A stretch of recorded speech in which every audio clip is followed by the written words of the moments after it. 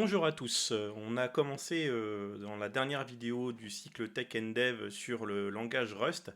Et cette fois-ci, on va partir pour une série complète de vidéos sur Ruby. Alors vous savez qu'effectivement, je suis un développeur acharné en Ruby.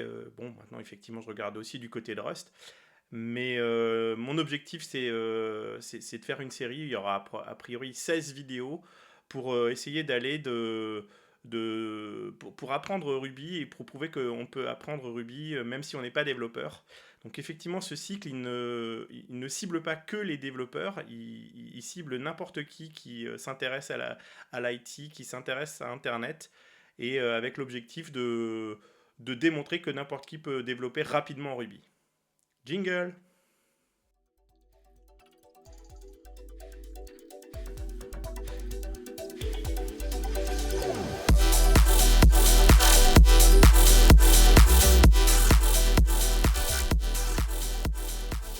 Alors, je suis assez content de commencer un cycle de vidéos sur Ruby parce que c'est vraiment un langage qui m'accompagne dans, dans, dans tous mes développements, dans tout ce que je peux réaliser d'un point de vue logiciel. Et mon objectif, hein, c'est bien, comme le nom de la vidéo l'indique, Ruby de newbie à ready, c'est de vous accompagner depuis le niveau de débutant complet pour arriver à un niveau, et vous serez étonné de la vitesse à laquelle ça peut arriver, à un niveau de développeur relativement à l'aise avec ce langage et rapidement performant. Donc là, aujourd'hui, on va faire effectivement l'introduction, hein, pourquoi utiliser ce langage, qu'est-ce que c'est que ce langage. Bon, déjà, c'est un gros caillou tout rouge, hein, mais ce gros caillou tout rouge, c'est en fait un langage de programmation qui a été créé par Yukihiro Matsumoto, qu'on surnomme Mats, en 1995.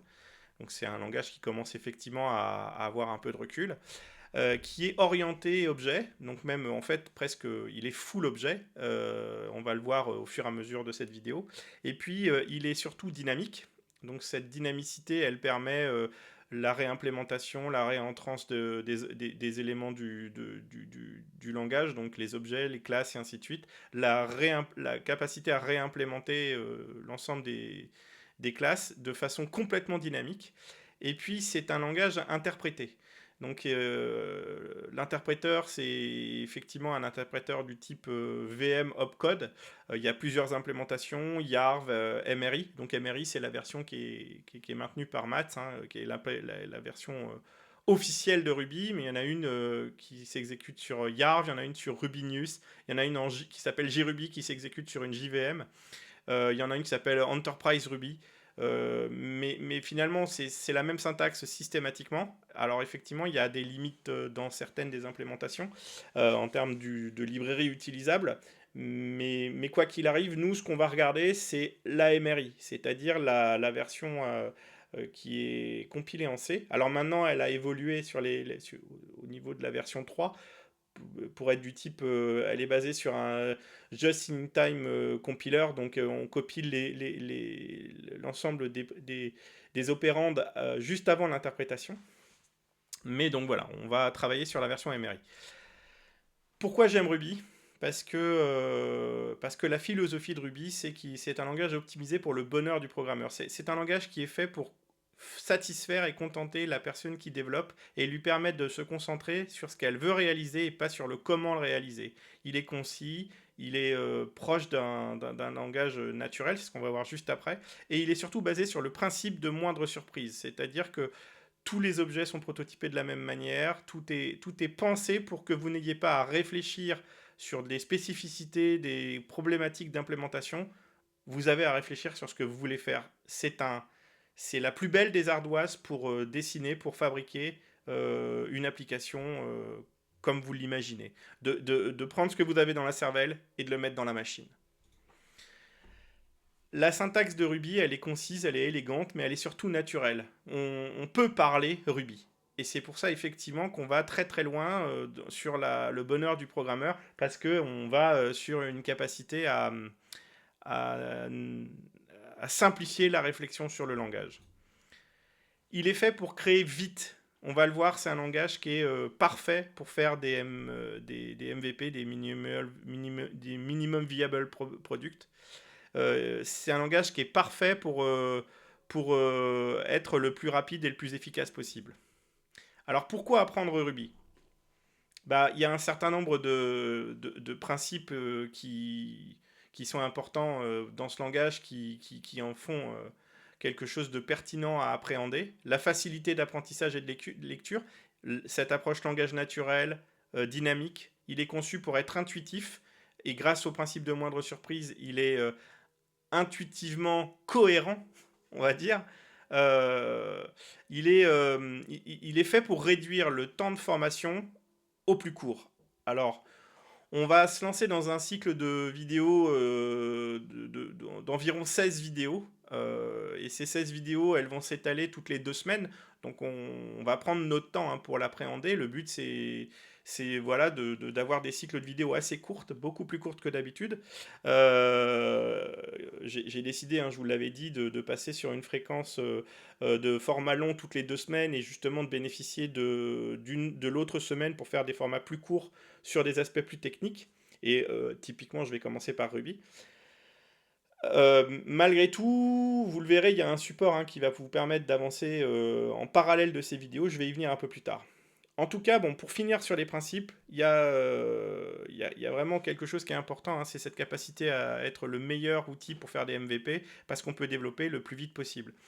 Et avec des frameworks comme Rails ou d'autres frameworks ultra légers comme Sinatra, on peut développer des applicatifs très très vite. Là où quand on discute avec certains développeurs qui ont du mal à croire qu'on peut développer une application en une semaine ou en une journée sur un langage comme Ruby, c'est tout à fait possible. Il suffit simplement de bien le connaître et de connaître les bons frameworks pour le faire.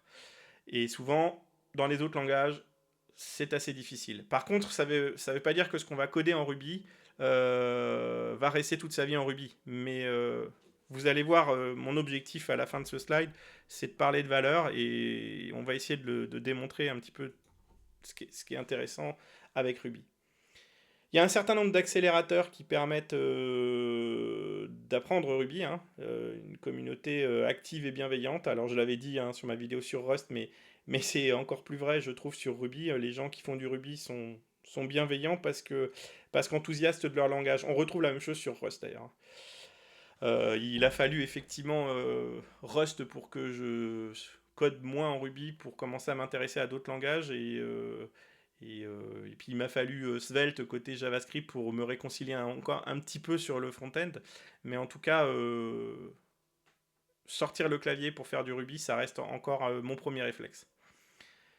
Alors l'écosystème riche, oui, il y a Rails, Sinatra dont j'ai déjà parlé, il y a des outils par exemple comme Jekyll pour faire des sites statiques quand on veut faire de la documentation ou des choses comme ça, ou un simple site web statique. Il y a énormément de librairies pour répondre aux besoins, aux différents types de besoins qu'on a pour de l'authentification avec devises. Pundit par exemple pour la gestion des permissions. Il y a énormément de librairies pour faire ce que vous avez à faire. Donc, avec ces principes et ces accélérateurs, ça vous permet effectivement de rapidement commencer à apprendre Ruby. Et vous allez apprendre Ruby parce que vous allez pouvoir développer vite et faire rapidement vos prototypes et vos MVP. Vous allez pouvoir, parce que vous avez appris Ruby, utiliser des outils qui l'utilisent comme domain specific language parce que étant un langage proche d'un langage naturel, étant avec une syntaxe simple et concise, il est extrêmement utilisé sur, par exemple, Chef, Vagrant, pour faire du déploiement, de la génération du provider de machines virtuelles ou de containers. Et puis, il est utilisé par un nombre important d'entreprises, GitHub, GitLab, Airbnb, Shopify, qui l'ont utilisé pour générer de la valeur vite, mais effectivement, après, qui ont peut-être consolider, cristalliser certains composants avec des langages compilés ou des langages comme Go ou Rust hein, par exemple, par la suite. Si on fait la synthèse, pourquoi apprendre Ruby? Parce que on gagne en rapidité, on gagne en simplicité, on gagne en flexibilité, on a le bénéfice de la maturité sur ce langage et on a une meilleure efficacité et une meilleure productivité. Comme je vous le disais tout à l'heure, moi je suis un PO, un ancien PO, je suis extrêmement sensible à l'orientation, à la notion de valeur. Et mes choix technologiques sont les choix qui me permettent de délivrer de la valeur le plus vite possible. Et de la vraie valeur. Donc, on va aller un petit peu plus sur les aspects techniques et puis comment commencer à déployer Ruby. Donc, pour déployer Ruby sur une machine, vous avez pas mal de façons. Vous avez brew install Ruby si vous êtes sur un Mac. J'ose espérer que si vous êtes sur Mac, vous avez installé les homebrew.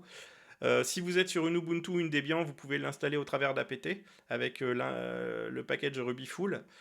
Je ne l'ai pas mis sur ma doc, mais vous pouvez très bien utiliser la containerisation. Vous pouvez très bien, si vous voulez limiter l'empreinte sur votre système, vous pouvez très bien installer que Docker et utiliser Ruby au travers d'un container Ruby. Docker pool Ruby, la TUS pour récupérer la dernière version ou la version qui vous intéresse. Et puis après, derrière, bah, vous travaillez par montage de volume, vous travaillez soit à l'intérieur d'un container Ubuntu et puis vous faites l'apt-get install qui va bien. Vous pouvez effectivement le faire sous forme de container Docker pour limiter l'empreinte qu'il y a sur votre machine. Une autre façon de faire, et même une bonne façon de faire, c'est d'utiliser ce qu'on appelle des version managers.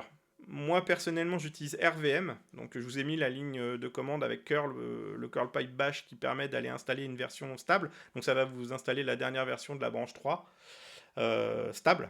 La dernière stable de la branche 3. Et il y en a un deuxième qui s'appelle RBenv, que je ne connais pas parce que je ne l'utilise pas. Mais je vous ai mis les commandes si vous voulez potentiellement vous installer un Ruby 3, un Ruby dernière version avec RBenv. Pour vérifier que vous l'avez bien installé, bah, vous tapez la commande Ruby dans votre shell et puis vous faites taper Ruby-V et si ça vous affiche Ruby avec la bonne version qui va bien, avec le bon build qui va bien, c'est que vous l'avez bien installé. Et puis vous vérifiez que vous avez bien la commande IRB parce que c'est ce que je vais vous conseiller d'utiliser pour tester un petit peu, pour commencer à prendre vos marques sur le langage. Peut-être pas sur cette première vidéo, là vous allez déployer vos outils et puis sur la vidéo suivante on regardera certains types de données, les types de données et les variables et là vous pourrez commencer à tester ce genre de choses avec Interactive Ruby Shell. Les premiers langages que vous pourriez faire sur IRB pour regarder que les choses fonctionnent bien, c'est d'aller y taper un puts hello world qui va afficher une chaîne de caractères en utilisant une méthode qui s'appelle putString, puts, qui prend une chaîne de caractères, l'affiche sur la sortie standard et rajoute un retour chariot pour que ça passe à la ligne. C'est ultra courant dans tous les langages. Quand on fait son premier test, on fait un hello world. Je vous en ai mis un deuxième pour regarder un exemple un tout petit peu plus complexe, mais finalement extrêmement simple, où on a une variable. On utilise cette fois-ci une méthode get sur laquelle on vient exécuter une deuxième méthode. Donc get, c'est une méthode qui renvoie une chaîne de caractères. Donc dessus, on peut exécuter une méthode des chaînes de caractères, et on va voir que les objets, tout est objet en Ruby, donc les objets, ils ont leur propre méthode, et on va pouvoir stacker l'ensemble des méthodes les unes derrière les autres, en fonction du type de données qui est renvoyé. GetS renvoyant une string, on peut exécuter une méthode de string qui s'appelle champ, qui enlève le retour chariot. Donc derrière, on peut refaire un puts qui va afficher la chaîne de caractères, une chaîne de caractères dans laquelle on voit qu'on fait ce qu'on appelle une interpolation de la variable first name. On vient intégrer le contenu, on vient déréférencer, pour être plus précis, la variable first name pour venir mettre son contenu à l'intérieur de la chaîne de caractères. Comme on a fait un chomp, il n'y a plus de retour chariot, mais le puts rajoute un retour chariot à la différence par exemple de la méthode print qui elle n'en mettrait pas. Alors, comme je vous l'ai dit, vous avez un support associé que j'ai créé qui va avec ce cycle de vidéo. Donc, le support, lui, est complet. Il comprend la totalité des informations qui vont nous accompagner pour l'ensemble de toutes les vidéos. Donc, vous pouvez très bien commencer à aller plus loin et prendre un petit peu d'avance sur les vidéos. Voilà, le but c'est de pas aller trop vite et puis de se dire, bah voilà, on va avoir 16 vidéos qui vont s'étaler toutes les 2 semaines pour avancer sur le sujet de Ruby, petit pas par petit pas. Mais effectivement, vous avez sur le site Ultra Green une page, un post que j'ai créé qui s'appelle Ruby de Newbie Ready. Étonnamment, j'ai mis le même nom. Et qui est beaucoup, beaucoup plus détaillé pour chaque sujet que ce que je traite dans la vidéo. Donc c'est complètement complémentaire et l'approche c'est vraiment sur IRB, vous verrez qu'il y a énormément d'informations supplémentaires pour aller beaucoup plus loin sur IRB et sur l'usage d'IRB. On va y aller juste après sur IRB. Donc le document sur le site UltraGreen est exactement dans le même ordre que le cycle de vidéo. Donc IRB, notre fameux shell Ruby qui va vous permettre de faire vos petits tests, de servir de sandbox. Il fonctionne sur le principe d'un cycle REPL, donc read, eval, print, loop. Donc il lit le code que vous tapez, il exécute le code, il affiche le résultat de l'exécution et il boucle pour passer à l'exécution suivante. Donc c'est exactement le mécanisme d'un shell. Pourquoi l'utiliser? Parce que c'est un excellent outil à la fois pour les gens qui sont expérimentés comme débutants, pour apprendre comme pour tester. On peut effectivement expérimenter, ça va servir de sandbox, ça va servir aussi de debugger, par exemple dans des frameworks comme Ruby on Rails, le debugger qui est utilisé, c'est IRB. Ça permet de prototyper rapidement quand on veut tester quelque chose avant de l'intégrer dans son code. Souvent, on le teste dans IRB et puis après, on vient le réappliquer dedans. Et puis, ça permet de tester des librairies, là aussi en dehors du code de l'application qu'on est en train de développer, pour pouvoir regarder le comportement avant de l'intégrer, de le mettre en œuvre dans le code de l'application. Et une dernière utilisation, c'est aussi une excellente calculatrice, parce que vous verrez qu'on peut utiliser toutes les librairies mathématiques de Ruby, et donc on peut s'en servir aussi de calculatrice. Donc IRB, si on regarde un tout petit peu plus loin, on peut faire de la saisie multiligne, donc ça va vous permettre de pouvoir tester du vrai code. Vous allez, par exemple, quand vous commencez à taper une méthode, on verra plus en détail la notion de méthode en Ruby, c'est-à-dire de procédure qu'on peut réexécuter. Où on définit cette procédure avec un nom, avec des paramètres. Ces paramètres vont être utilisés dans le cœur de la méthode et on va pouvoir par exemple faire une méthode saluer qui attend un nom et puis qui renvoie l'interpolation de ce nom dans la chaîne de caractères.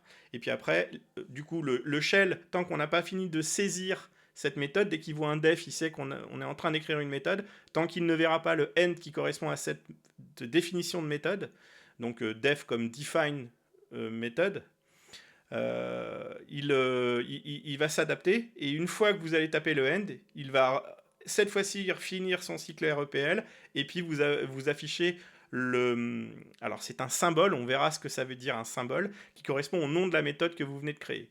Et après vous avez par exemple l'exécution de cette méthode en mettant saluer une chaîne de caractères et ça vient faire l'interpolation telle qu'on l'avait prévu dans cette méthode. Vous avez l'historique des commandes pour pouvoir revenir avec les flèches haut et bas sur ce que vous avez tapé dans le code. Vous avez l'autocomplétion. Donc comme sur l'échelle moderne, vous pouvez effectivement compléter, si vous mettez un container d'objet de type string, il va vous permettre de compléter les méthodes d'une string. Donc c'est quand même assez performant et ça vous permet justement de vous proposer des solutions d'introspection. Vous allez pouvoir charger du code. J'ai probablement essayé aussi de mettre des exemples sur GitHub pour pouvoir aller avec ce cycle de vidéo. C'est pas encore sûr, mais si j'ai le temps, je le ferai. L'avantage, c'est qu'avec Load, vous allez pouvoir recharger plusieurs fois de façon itérative un script et pouvoir faire de la modification itérative sur ce script. J'en traiterai pas sur le reste des vidéos, mais vous avez un outil qui s'appelle RI, qui vient avec, à l'époque il venait avec AirDoc, mais maintenant il fonctionne aussi avec Yard, qui permet de générer de la documentation. RI permet d'avoir la doc en ligne sur votre shell de tous les objets du langage, de tous les aspects du langage, y compris ceux que vous développez par vous-même, si vous générez bien correctement la doc au format Yard. On y arrivera très tardivement sur Yard, il y a Another Ruby Documentation, pour regarder comment on doit bien commenter, documenter son code pour générer automatiquement des docs de qualité. Donc, on va s'arrêter ici. La prochaine vidéo, elle traitera des variables et des types de données que vous pourrez aller tester sur IRB. En attendant, n'hésitez pas à aller sur le site d'UltraGreen, d'aller regarder la page et puis d'aller beaucoup plus loin sur IRB, de revenir sur les concepts de Ruby que j'ai décrits de façon un petit peu plus détaillée sur cette page. Donc je vous attends pour la prochaine vidéo sur les variables et les types de données en Ruby.